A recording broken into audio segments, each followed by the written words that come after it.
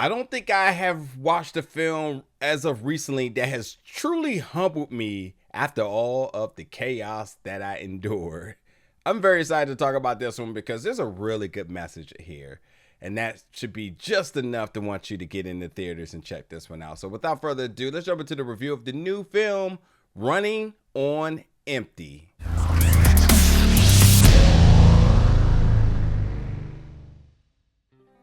What's up, everybody, and welcome back to the channel today for another review. And today we're going to be reviewing the new film Running on Empty, coming to theaters August 8th, and then you can expect it on demand and digital August 27th.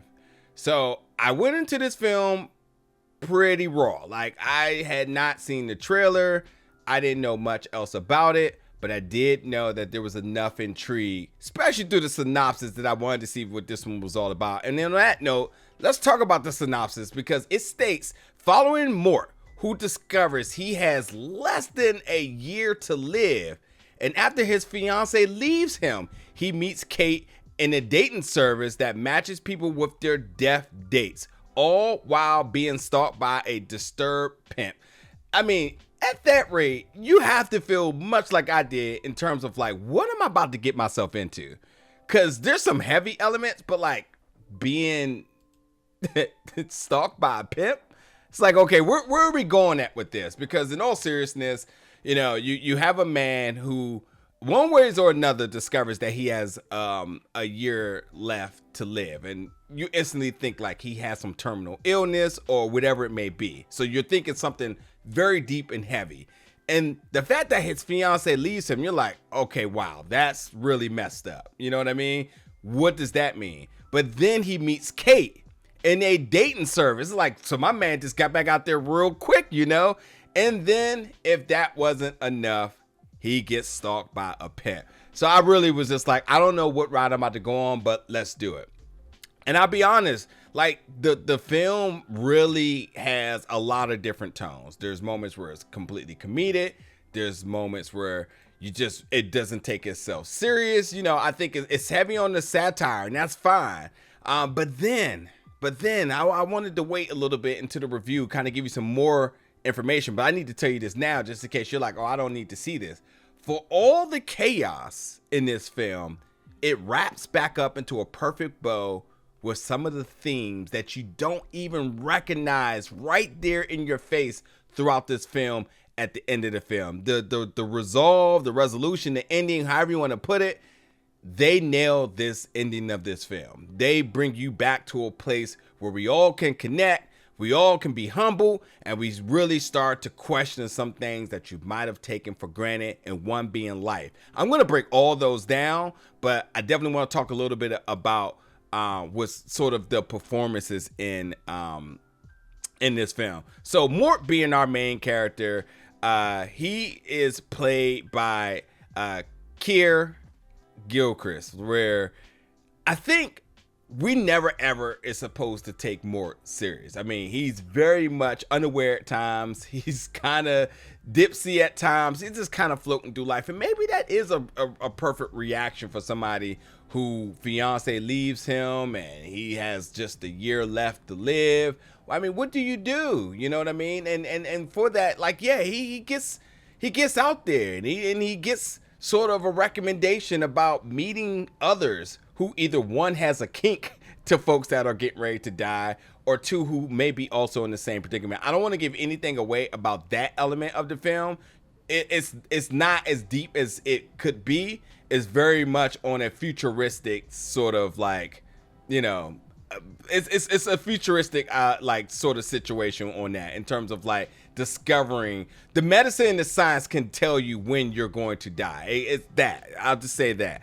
But yeah, so there's others that may be aware of their date as well too. That's where I would go with that. But with that, as we mentioned, Kate, played by Hale.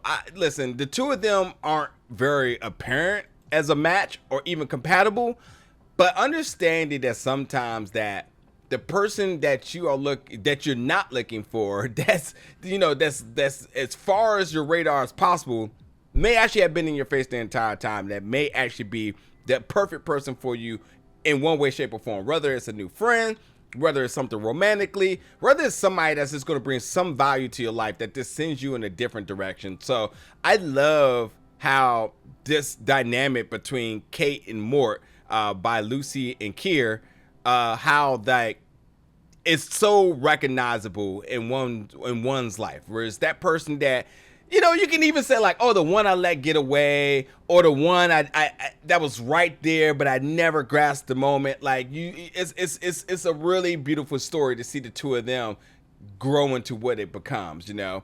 And then there's other characters as well.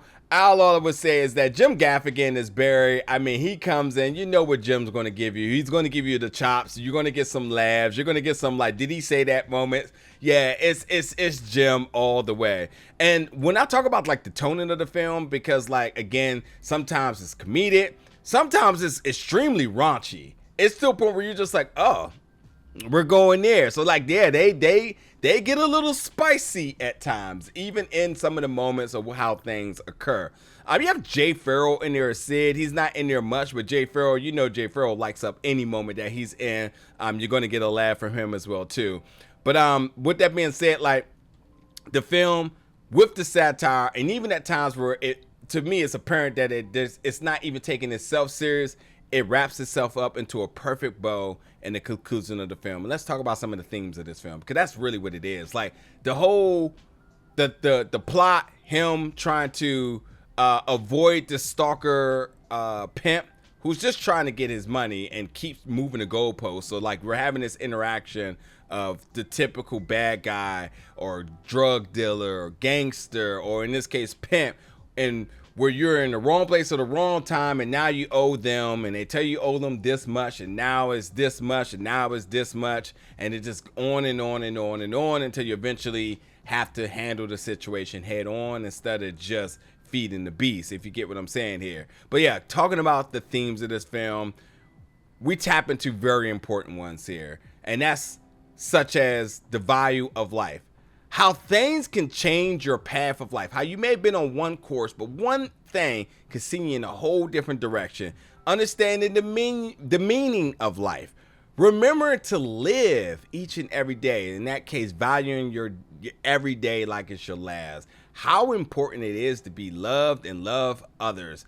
And people who come into your life for a reason, and how everyone is connected. I mean, the fact that like, they go over these themes verbatim, and then they show you moments in the film of how these things were relevant to those moments.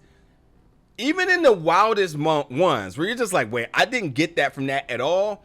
It really does make sense. It really, really, really does. And I don't know, sometimes for films I watch for entertainment, sometimes some of these films kind of grab you at the feels and you're just emotionally connected to them, or some you just relate because of your different experience and walks in life. But this film, I watched it 90% of the time for just pure entertainment.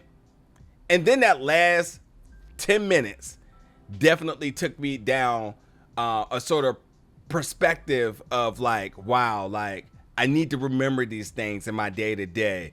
And then thus you go back, and which I would say, and I probably will rewatch the film and really see it in real time, how these things were relevant to some of these different moments. So like there were some things that were intentional that it went right over my head. And then now with that things kind of being laid out on the table for you, like, I see.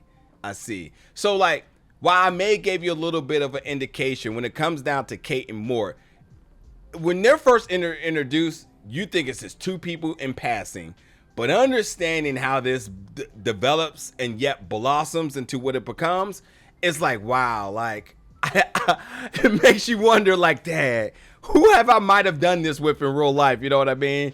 So yeah, there's that, and I'll just say another person, Francesca Eastwood, who plays Nicole, who happens to be the fiance who decides to circle the block. I mean, even that moment and the interactions definitely becomes sort of a case study, if I could say there. But listen, for an hour and a half here, because the runtime is an hour and 30 minutes, and just in case you are unaware, this film was retitled From Mort and Sherman Oaks to Running on Empty. You know, the film really packs a lot. So you can sit back, have fun, get a couple of laughs, see these folks give out some performances there. There's some standout folks, and then there's others that are just, you know, really just, you know, taking their moment and doing what they got to do.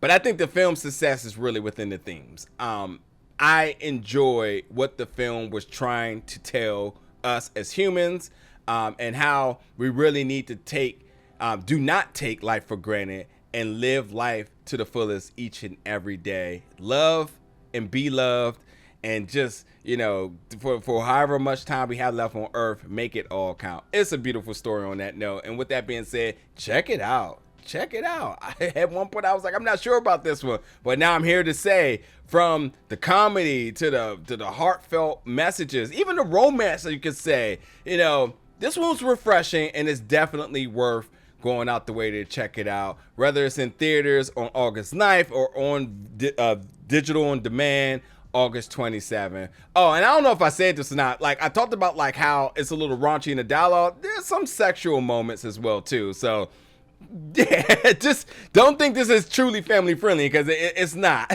But at the end of the day, it definitely has some good messages for folks, and if it's for the adults to preach to your kids, that's the way you probably need to do it. Then so be it there. But yeah, check it out, folks. Let me know in the comments once you do. And as always, stick around for more reviews and content here at Big O Belt Media very soon. Thank you for watching.